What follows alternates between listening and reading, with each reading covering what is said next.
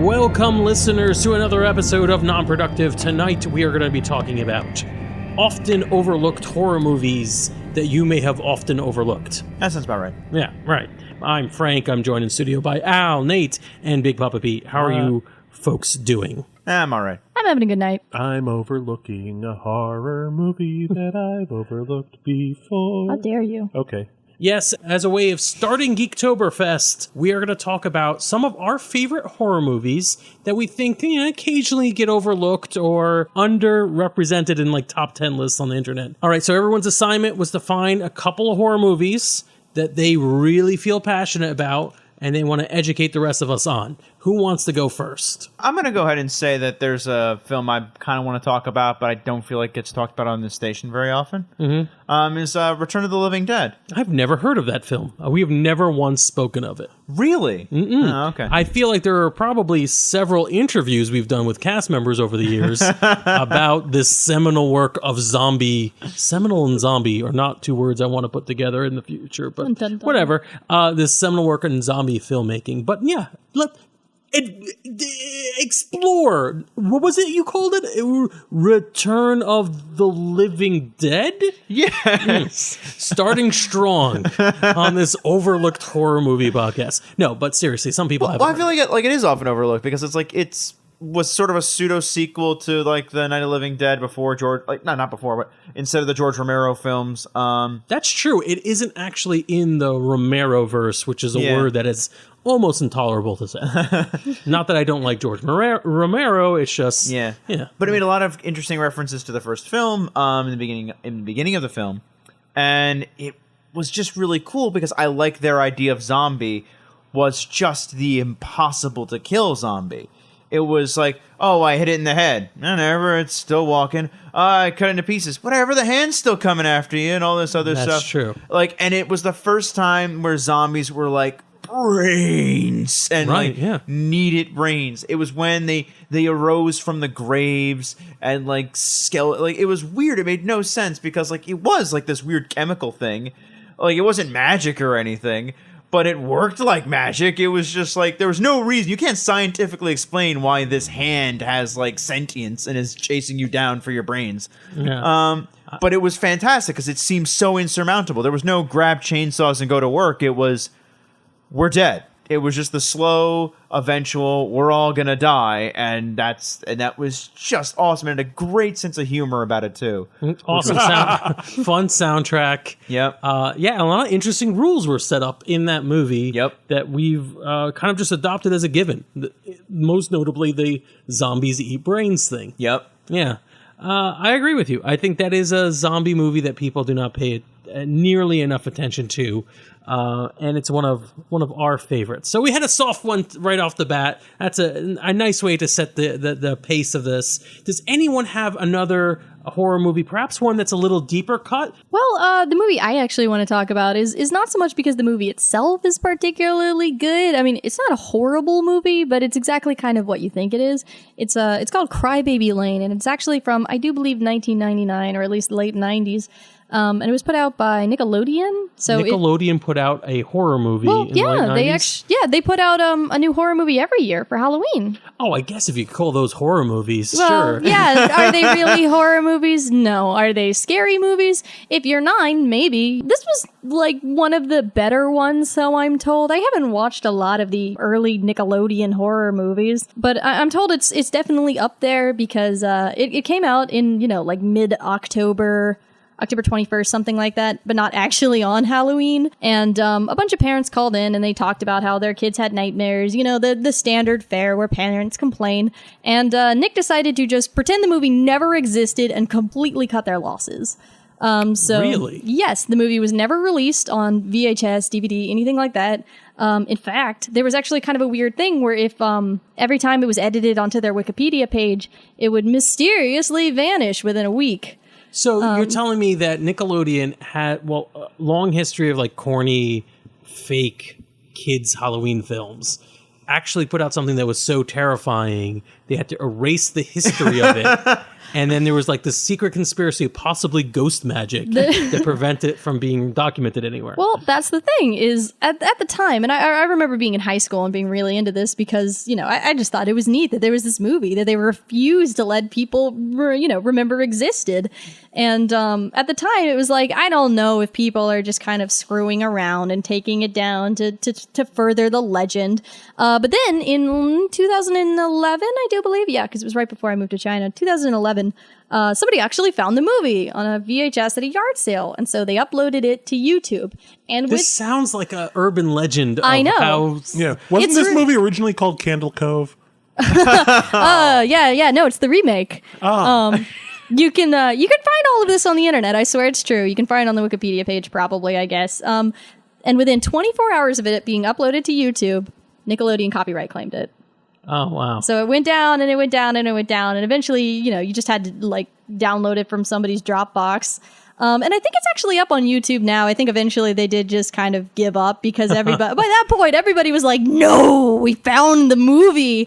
We're going to share it. It had this whole cult following by that point of this is the movie that no one could find. No one recorded this movie. Horrible. It aired one time. They never put it on VHS. They refused to acknowledge it. Died after watching it. If you emailed them and asked like, hey, are you ever going to put this movie out? Or hey, I'm interested, they would completely ignore you. It was such this cultural phenomenon, a very select kind of horror movie geeks who were like, where's the movie?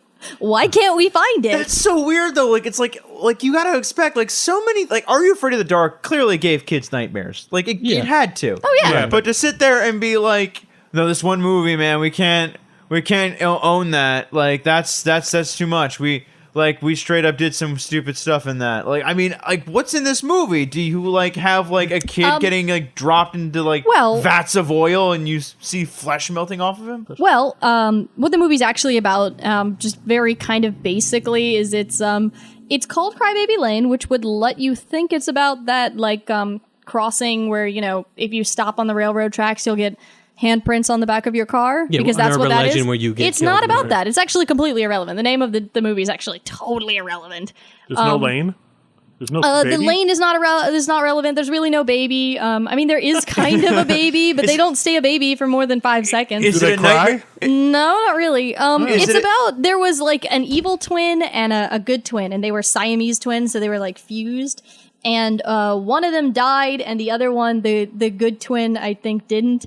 And then, so the good twin died because the evil twin died and got sick, and then they got buried together. It's a horrible reason for being evil, just for dying inappropriately. That was a very inconvenient time to die. It was the twin on the left side. So they came back to sinister. haunt this house that was in the walls and stuff like that. Was the good twin forced to haunt as well because they were just attached to the other ghost? Yes, exactly. Oh my God. So basically the premise is, it's a Nick movie. There's a spooky ghost. I'm pretty sure that's actually based on some vague story I do remember hearing about Victorian era where something like that happened. So no, that's an episode of that was The Simpsons. I think that's actually based on a real thing too, though. I think that this is something there was actually a Siamese twin where one of them died and the other one died because they were attached to a dead person. I'm pretty sure that happened at some point. Also, I believe they prefer to be called conjoined twins. Conjoined. I'm sorry. I'm so sorry. It's okay. You're absolutely correct. But hillbillies would prefer to be called Sons of the Soil, but it ain't going to happen. But, so, in other words, this movie was actually scrubbed off the history books because it was terrible. Probably because it dropped Siamese twins every 5 seconds. It absolutely used the word Siamese twins every 5 seconds. It follows a child and his older brother who have sibling rivalry, and for some reason this 10-year-old kid is super BFFs with the mortician down the street who tells them this horrible story and shows them a grave, and then I don't know what happens from there. Wait, straight up is hey guys, you want to check out this grave? That is absolutely totally cool. what happens. Can I actually just say that this is not the first time Nickelodeon has buried something for being too terrifying for children. Mm-hmm. Check out almost all of their early programming. Today's special. Oh yeah. Oh, you can't do where where the mannequins come to life every night. There's a special kind of fear of that. Yeah. Pinwheel with its terrifying puppets. I don't know. I love that. Oh, terrifying. you guys. Oh, You can't do missed that on so television? That's interesting. You can't Canadian. do that on Yeah, you television. Had Alanis Morissette to comfort us. Too many candidates. All right, that's an interesting story, Nate. It actually reminds me of a different story, so I'm going to just worm this one in. What story is that, Frank? So back in the days, I'd like some theme music right now. Back in my day. That's right. In the early days, before there was an internet, Shoobop, shoobop. actually, I don't even know if this was really pre-internet, but it was like pre-social Shoobop, network, the whole world connected. I had a side gig as a kid.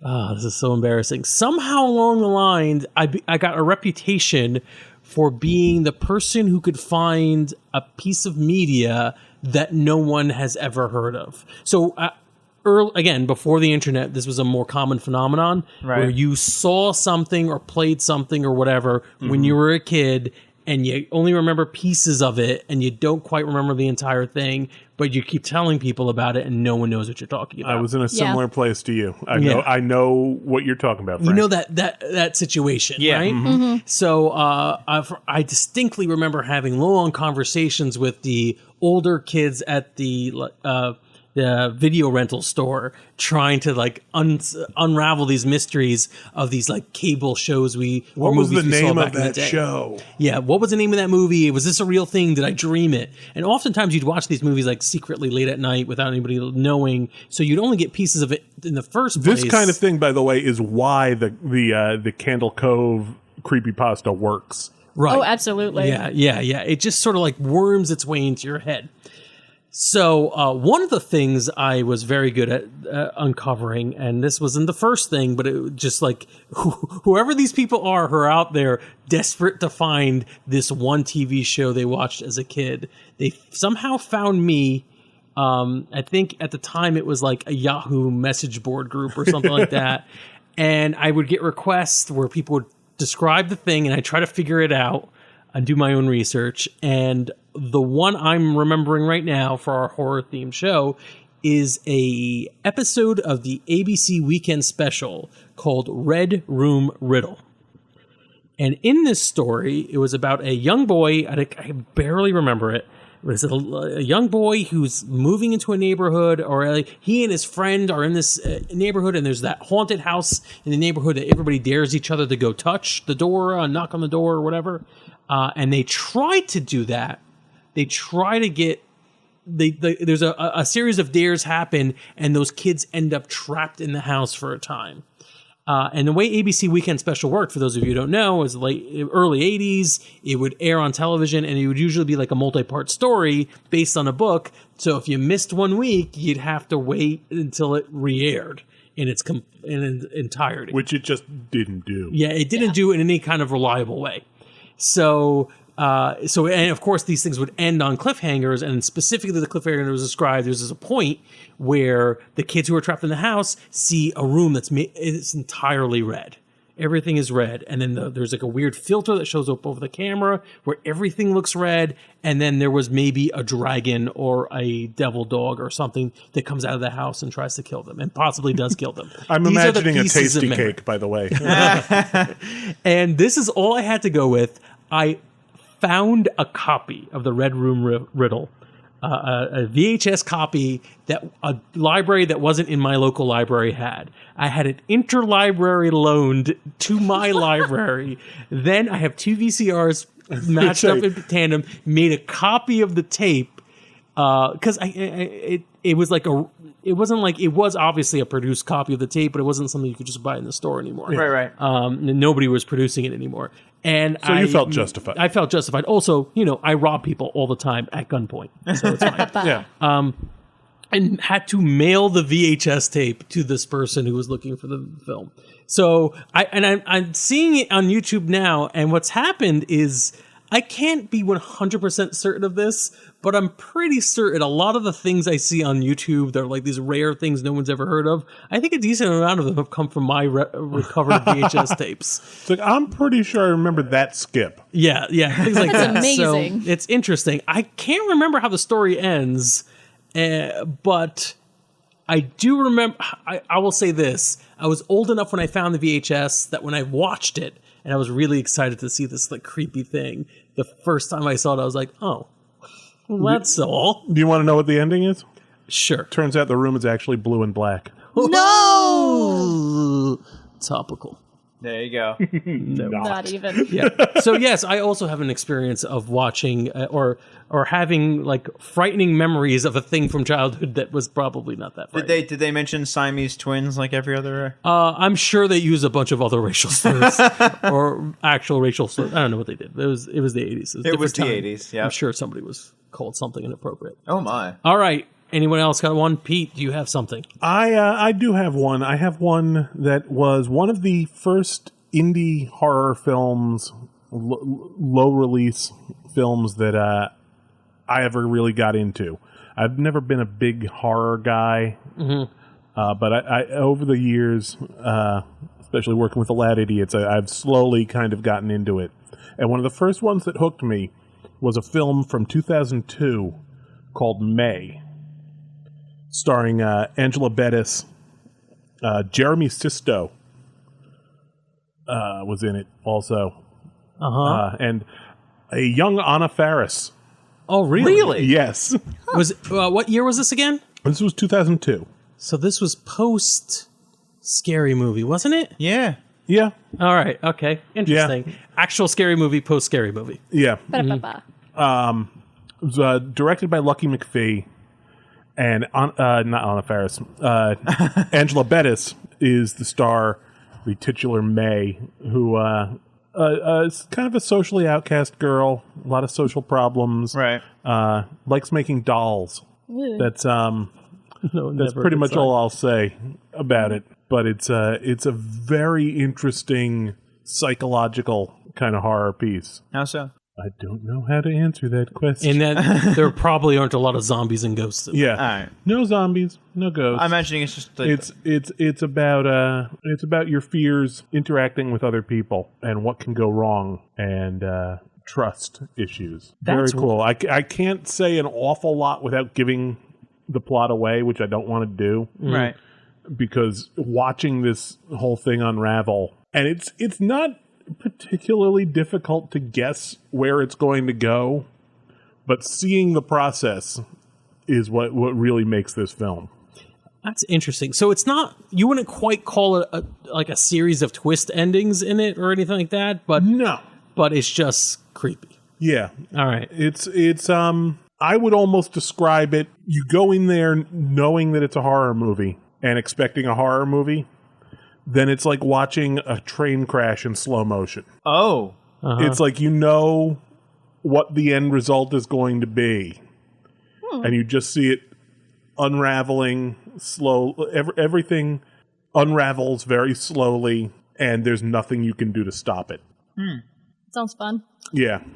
Oh man, I think I've seen this movie. So I looked up the cover. Yeah. I think I've seen this movie, and all I'll say is that I think when I first saw it, I was under the impression it was like an indie romance film, like with an awkward protagonist. Yeah, I was going to say it starts off an awful lot like She's All That. Okay, yeah. And the fact that at that time Angela Bettis looked a lot like Rachel Lee Cook. And just based on the cover, that's an easy way to. Because I remember a few hard rights where I'm like, this is not a romance. Yeah, she kind of looks like a goth. Yeah. A goth version of Rachel Lee Cook from She's All right. That. I'm gonna give it a shot because I don't think I don't think I watched the entire thing. I think I got really disturbed at one point because it's like you ever drink a glass of milk or think you're drinking a glass of milk and it turns out it's a glass of orange juice. Yeah. You know that feeling like, oh God, what did I do? That moment, that I remember hits me at a particular time in this film. So, yeah, not only do we recommend you watch it, but we recommend you watch it with a loved one who doesn't know what it's about. Because screw your loved ones. There you go. Good way of putting it. All right. Al, you did mention something in pre-production that though I've seen most of those films, had never heard of them referred to in that way. Can you help us with that? I was talking about the the John Carpenter kind of trilogy, which was the Apocalypse trilogy, where there was The Thing, there was In the Mouth of Madness, and the one in between those, which I think is underappreciated, is Prince of Darkness. All right, first explain, because I'm decently certain most people who are even remotely interested in horror have probably seen the thing already, at least. Yeah. What do you mean by Apocalypse trilogy? Because that's the part I've never heard of before. They were 3 films that Carpenter did that were essentially just he was making the end of the world, and it was basically they didn't all take place in the same universe. It was just 3 different ways that he saw the world ending, or like he came up with it. It was 3 different apocalypse. That's the plural on that. Yeah. Apocalypses. Yeah. That he came up with. And the first one was just, Alien. It was The Thing. And the second was Prince of Darkness, where, the anti-god sort of shows up and like, well, it's the end of times now. And then the third one was Cthulhian horror. That's In the Mouth of Madness, right? And I think it's a shame Prince of Darkness kind of gets the shaft a lot of the time, because The Thing is such a fantastic film. And while I'll definitely agree that, he kind of nailed it the first time, and it kind of steadily got worse from there. I feel like while In the Mouth of Madness is kind of a crap film, it is, unfortunately. It has a lot of great ideas, but it's a terrible film. Prince of Darkness, it hits a nice middle ground where it's not bad and certainly good. It's not as, fantastic, amazing, could watch a million times as The Thing is, but I feel like Prince of Darkness is just not talked about enough, and it's a great film. It is. It's really good. And it's like religious horror. It's a religious apocalypse. Yeah, it's about what happens is that there's a bunch of people that are all scientists, and the church says, listen, we have this thing that in it we believe we have contained the Prince of Darkness. In here we think we think it's the end of the world. We think that Satan is within here, and so on and so forth. And we need you to study this because we've kept it secret for so many years, and we feel like screw it, time to study it. It's time to. Well, it is at some point they're like, science is kind of advanced a little bit. We should probably have them look at this thing that exudes evil and entropy wherever it goes. I do have an advanced degree in evil, so I'll look into this. Thank you. So, but it's interesting because they begin to study it, and then they get a VHS tape at one point, which comes from the future and warns them about. It sounds hokey, but it is, and that's one of the few little tiny problems with the film is that it is a little hokey. But they get a VHS from the future that's basically telling them hey, the world is going to end, and we need you to stop it, and it's because of this thing, and it has a shot of the church that they're doing this study in, and a figure is walking out, and the tape keeps getting blurred, and they keep trying to sort it so they can see more from it. They study the I'm sorry, I'm misremembering. A tape doesn't just fall out of it. They're studying the thing, and they're slowly but surely this image is coming from it, and it's warning them of the future and how the end of the world is coming from this, and they have to prevent it. And it's sort of the opposite film of The Thing, where you're not sure what's the evil is everyone's unaware of it, and it's sort of that's 10 little Indians sort of one person getting axed off. This, it's very much the cast is there. They're aware the end is coming, and it's this whole it's a slow burn, but in a very different way. Yeah, I've never even heard of this film. I'll admit something. I'm a huge Lovecraft fan. That's not what I'm admitting. Yeah, I guess I should these days. But I've never seen In the Mouth of Madness all the way through. It always gave me the opinion, the impression that it wasn't that great of a Lovecraft story. It's not. I mean, it's especially since it ducks out into this weird Stephen King parody film. Yeah, that's also it seems odd. It seemed odd, but at least I've heard of it. Prince of Darkness, I have never heard of, and this is 87. This is 5 years after The Thing. So you think, all right. So I'm definitely interested. Oh, definitely watch it. It's a really good film, and it's very scary actually, which you wouldn't think. I can't really say why things get scarier, why the tension keeps getting amped up and up because it's giving things away like it would be in The Thing. It's fair. You've definitely got my attention. Yeah. But it's a really interesting film. I got another one. This one's probably a little bit more well known, but I still think it's fairly underappreciated and should get more attention. And a lot of people haven't heard of it. but it's slowly gaining a bigger following. Let me ask you something. Have you ever watched an episode of Degrassi and said, you know what? This could do with more werewolves? Absolutely. Yes. Every time. Every time I've had to watch that, and I watched an earlier version of Degrassi than some of the listeners may have heard, I have thought more werewolves. Frank, you need to watch Ginger Snaps. All right. I've heard of this film. I don't know. Actually, to be honest, I thought it was set in the Middle Ages, but that might be a sequel. Yeah, that was one of the sequels. Okay. Yeah. There've been a couple sequels since. None of them really captured what was great about the first one, but just the fact that they got made at all, I think it's fabulous. Ginger Snaps is and I'll give you the short pitch because really it's all you need. It's a story about two girls who were in Canada, grew up in a very sheltered household, conservative household. They weren't told an awful lot about the way the birds and the bees work and everything. Oh, all right. Yeah. And young teenage girls, and the older of the two sisters gets her first period. Okay. Okay. On the same day, she's bitten by a werewolf. Oh gosh. So there's an allegory here. Uh-huh. I don't see it. It's less of a like allegory and more of a exploration of this. Well, if you don't give people the right information, she doesn't know what's what. Oh no! Oh dear. She doesn't know the mechanics of everything. That's hilarious.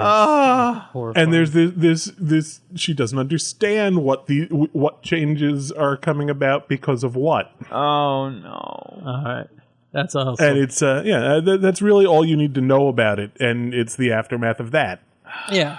All right. So yeah, it's very interesting, and from there it takes the promise of that and makes good on it. Yeah.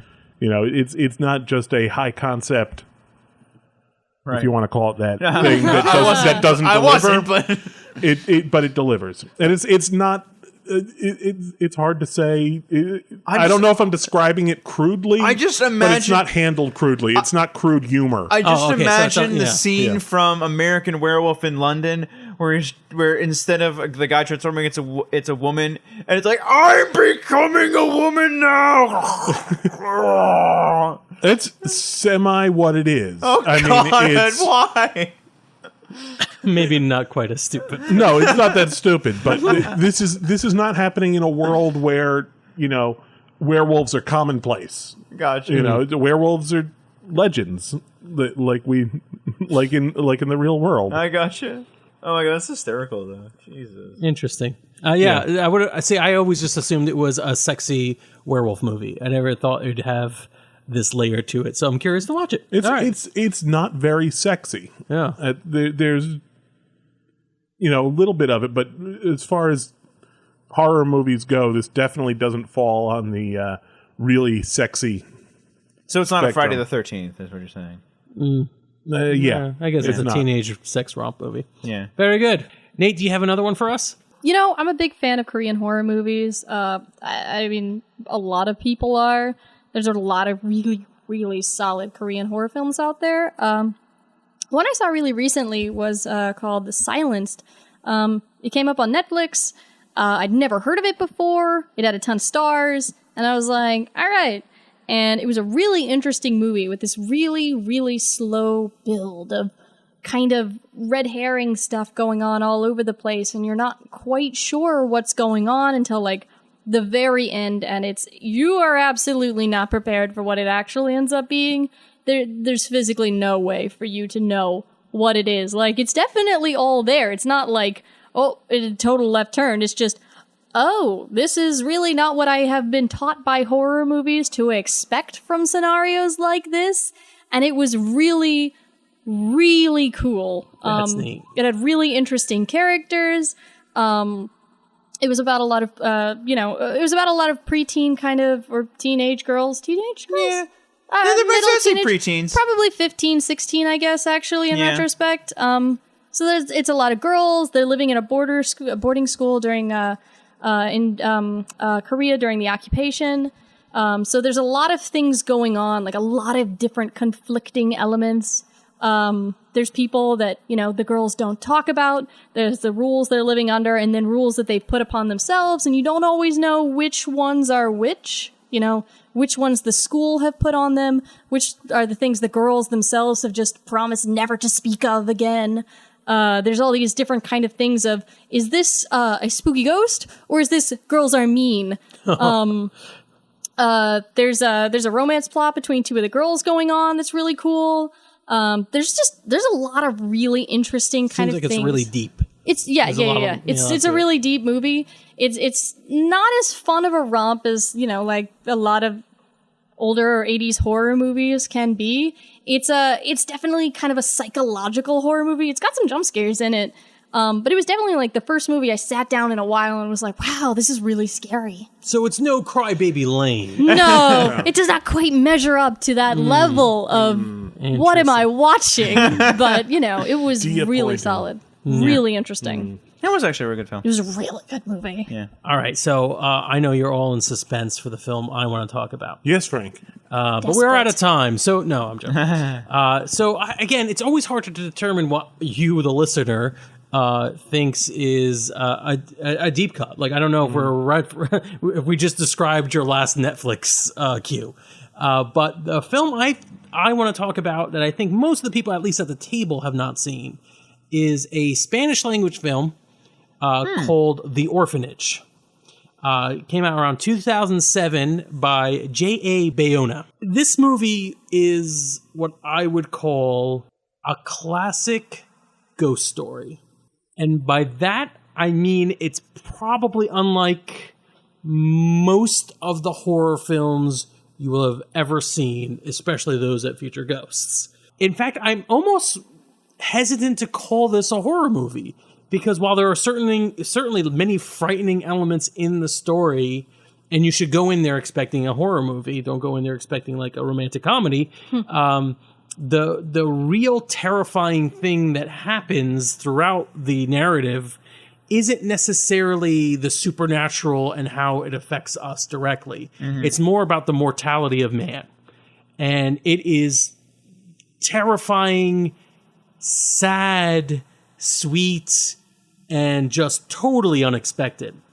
It follows the main character who, her name is Laura. She, along with her husband and son, go to, they buy a house, which I believe, and it's been years since I've seen it, but I believe the house was the orphanage she grew up in.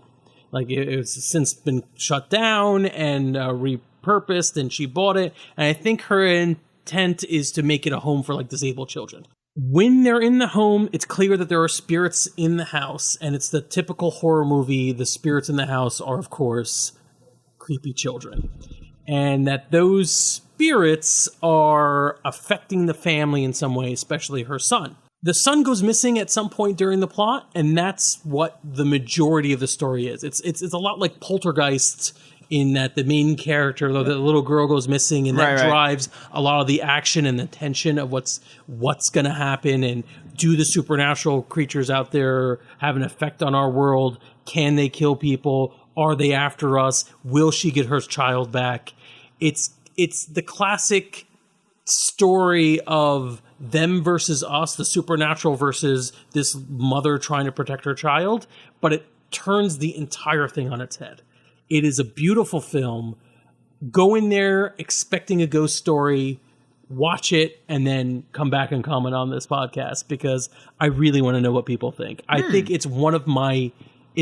It may actually be one of my favorite movies. Wow. It's really, really, really good. My only issue with it, it's not even an issue with the film. I like it so much, I kind of want to show it to people who would have problems with a subtitled film. So it becomes a kind of a issue. Do I want to give them the dubbed version? Do I want to force them to read along or read it to them if they can't?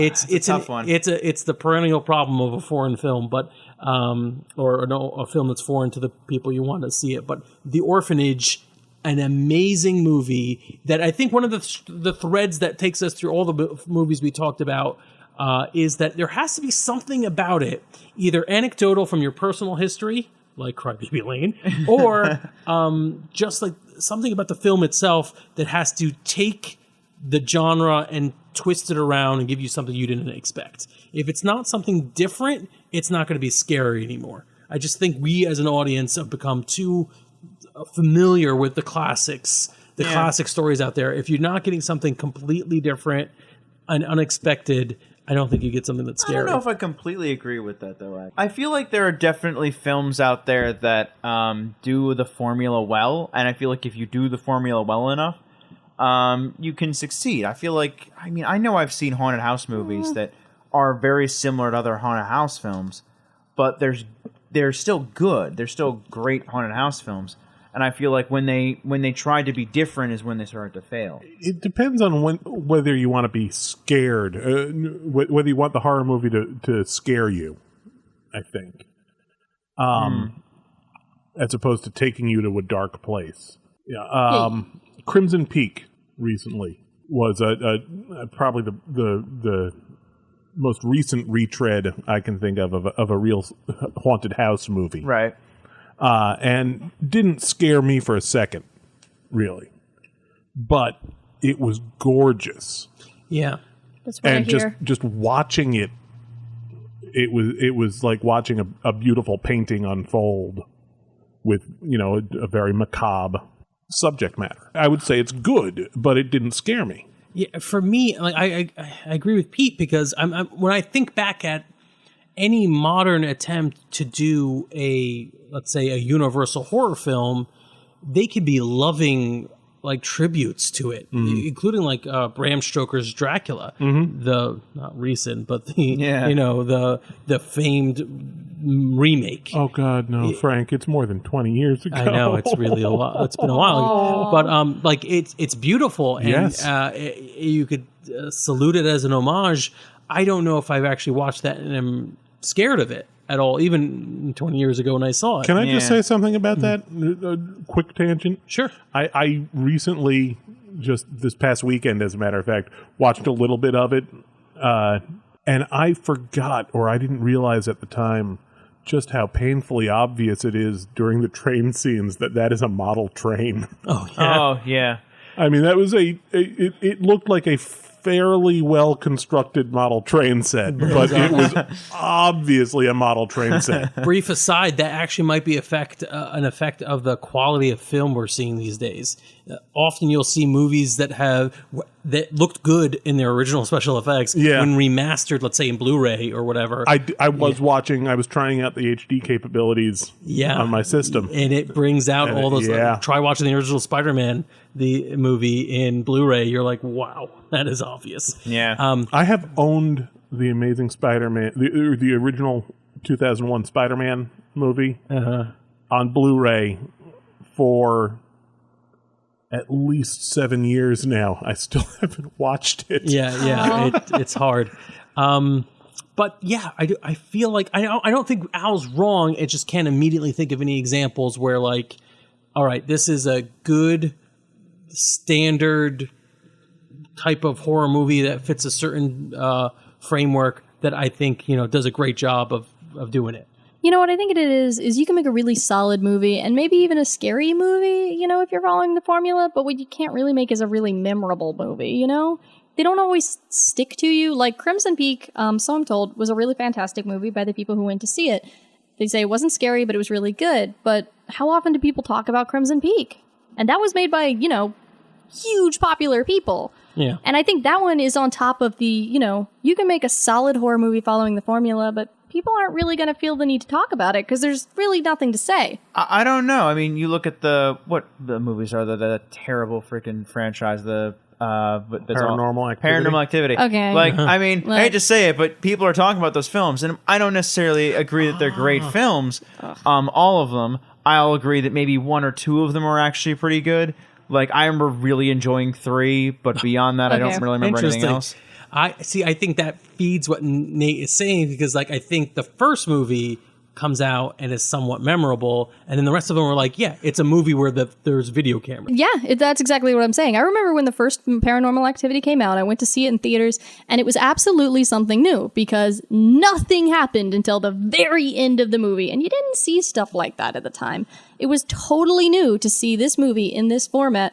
This, people had been doing the Blair Witch style kind of found footage movies, but this was the first time anybody actually really tried to do it again in the actual formula.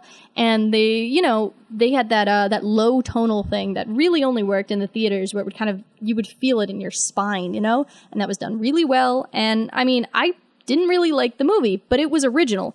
Everything after that succeeds because it's in that formula of the original. The same way you'll get sequels to the same movies. It'll make money, but it doesn't necessarily make memories. Yes. I was going to bring up the Blair Witch Project. I don't think Paranormal Activity was original at all. No. It kind of departed from Blair Witch in that it gave a bit more of a plot. But the Blair Witch Project is, I think, the perfect example of that, where it was crap. I mean, the Blair Witch Project was a great, big, steaming pile of crap. But it was a pile of crap that was unlike anything anybody had ever crapped before. I'm going to cry. And everybody was standing around looking at that piece of crap saying, wow, I've never seen a piece of crap before. And that's why people are still talking about that piece of crap. I actually want to contribute just a little anecdote to this. Blair Witch Project is my favorite horror movie. And Sorry. Most of that is probably, nowadays I watch the movie and I'm like, yeah, this is really good. This is really solid. I can watch this all the time. But most of the reason why it's so terrifying to me is that when I was like 12, I saw this movie because my dad saw it in theaters and he was like, oh, you gotta watch the movie, it's so good, you love the scary movies, Tiny Nate. I'm just gonna assume that's what your father actually sounds like. This is exactly what my father sounds like. You don't know. Wait, yes you do, you've met my dad. So I saw the movie, and then it's pretty late, and I went to take a shower, and when I got out, he had piled rocks all over like the bathroom and just all over the bedroom, all over the house. There were little piles of rocks. That's pretty effing mean. I woke up the next morning and there were piles of rocks all throughout my room. There were lots of little stick men that he had made. He'd been up like all night doing this. Not only did he do that, but he put a pile of rocks on my feet so that when I woke up, I would knock them over. And I was like 11. I cried for like an hour. Wow. All right. So my story makes me feel much better about my story with the Blair Witch Project. I brought my older sister to see it when it was in theaters, and I never told her it wasn't real, and there's really not, the film doesn't actually at any point, say that it is in fact or go supernatural. Fake, actually, right, it doesn't really ever go supernatural. Yeah, right. Yeah, because there's no credits. And there's no monster. Right. So there's no anything. Which she thought the film was horrifying, and I got I lived it vicariously through her because the film itself, when you know what's going on, maybe isn't the scariest thing in the world, but if you think it's real, that's pretty terrifying. And I didn't tell her for a few months. Well, this is worse because you were young. I mean, I think I went into watching that film, and I really liked it. I still actually really like it. I think it holds up a little bit better than most people say it does. And I went in when I first watched it. I knew what it was. I knew it was a horror film. I knew it wasn't real. But I just felt like it was one of those instances of it. Sometimes just getting lost is terrifying. Not knowing where you are, and it was you could make the argument there's films that are oh, Man versus the Wild kind of thing. This wasn't that film. No, it was different from that. Yeah, and I feel like there is just something to being lost, to not knowing what's going on, to having creepy imagery around, which, because you don't know context to it, you don't know. And I feel like all the interviews in the beginning of the film set up a decent amount of what eventually was going to happen. And I feel like the last shot of that film, I don't feel like anyone was particularly effing with them until then. And that, I feel like that was such a, I mean, it was one of those moments of, clutching your mouth and, wide-eyed and, oh, wow, that just happened. It was a powerful thing, and I think the film was powerful, but I think that's what Pete's saying, is that its uniqueness made it terrifying. No, I'll agree with that. Yeah. I'll full disclosure, I will tell my Blair Witch story. Oh, good. I was actually in college at the University of Maryland at the time. So I was there. I was present in Maryland for most of the viral Oh my God. stories that they were planting and stuff, and listening to the debate of people who lived in the area. Like, wait, is this real? I vaguely remember a story sort of like that, because the whole thing was meant to vaguely, call back to stories that people remember hearing. Yeah. Half-remembered stories that you're not quite sure about. I remember that. When I finally did go to see it in the summer, I was back here in Jersey, and I was fighting a cold and had been drinking the night before. Oh, good. So I puked because of motion sickness. Oh, yeah. Yeah. And that just killed me. Frank, I think you remember I had almost the same problem when we went to see Cloverfield. That's right. Yeah. I think Cloverfield is much worse with it. Oh, yes. Yeah. And then I had the experience of going back to Maryland the following fall and having all the people trying to take the freshmen out to the Blair Witch house, which they supposedly knew where it was. Of course. Right. And it was just so freaking annoying. Yeah. Although we did do that year, we had at the dorms, we had a Decorate the Hall for Halloween contest. And we filled the hallway with the stick men. Oh, jeez. Nice. There was stick men all over, black lights. I won't get into the whole thing, but nice. A lot of stick men, a lot of piled stones. And we genuinely terrified some people who didn't realize we were decorating the hall for Halloween. So I guess 10 years later is enough time for them to remake the movie and I guess roll dice. I don't know how they're going to make it different. Sequel. Is it? Yeah, it's the younger brother of the girl. Oh. What are we talking about? Good for you. The Blair Witch. Movie? The new movie. Oh, the Blair God. Witch. Yeah, they are making that, aren't they? It's I out. completely It is forgot. out, I believe. I remember seeing ads on YouTube. I completely forgot. Yeah. It looks awful. Which begs hat the question of whether or not it'll be scary because we're so familiar with the formula by now. Hat tip to them. I don't remember. I don't know how many people of the original creative team are involved in this. But this is twice that Blair Witch has pulled off some pretty impressive bait and switch promotion for it. Go on. Because leading up to San Diego Comic-Con, we didn't know there was a Blair Witch movie coming out. Oh, yeah, that's right. I remember this. They had been promoting a movie they called The Woods. Mm. And they had the main hall for a preview of The Woods, and everything was decked out with the posters. They had all the Woods merchandise all over the hall. And I think it was like a 2-minute trailer that they showed. They showed that, and they ended it with somebody mentioning the Blair Witch, and then the new title, The Blair Witch, coming whenever it was. And when the lights came back up, all of the promotional material had been switched to the Blair Witch. That's amazing. Yeah, I'm telling you, they pulled it off really well. The original Blair Witch Project, and apparently this one too, should win an Academy Award for promotion. I mean, honestly, I want to see it. It didn't look great from the preview, but I did like the Blair Witch, and I want to see it. But I mean, hey, can we talk about Book of Shadows, right? Because that was a movie, right? Nope. No, man. I don't think so. I don't think it was. To tie it back into the concepts of the show about underrated films, we'll leave you guys with this one. Speaking of Blair Witch and the found footage horror format, it has actually been a well-established one. You horror nerds are probably already done screaming at your podcast.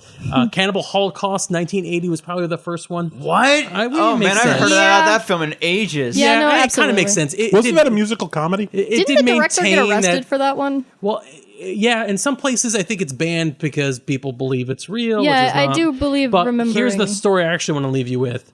I believe on IFC a number of years ago, I heard about this film and I actually saw it, and it was pretty interesting. So Blair Witch Project, 1999, significantly less known, is a film called The Last Broadcast from 1998, which also follows a film crew that ventures into a forest in search of a mythical creature to do a report on it. The mythical creature in this case is The Jersey Devil. Oh, wow. It is an interesting film, not well known. Saw it on, I believe it was on IFC. And it's... Would you say it was good? I think it's definitely worth watching, especially if you're a fan of the genre and you're a fan of New Jersey and the Jersey Devil. I think it's worth investigating and looking into.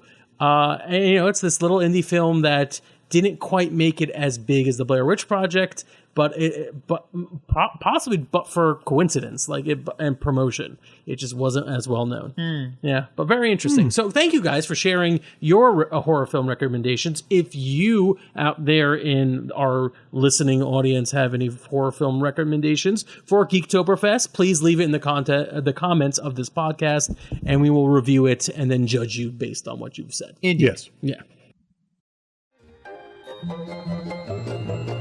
This has been a non-productive media presentation. Executive producer, Frank Hablawi. This program and many others like it on the Non-Productive Network is distributed under a Creative Commons Attribution Non-Commercial No Derivatives license. Please share it, but ask before trying to change it or sell it. For more information, visit non-productive.com.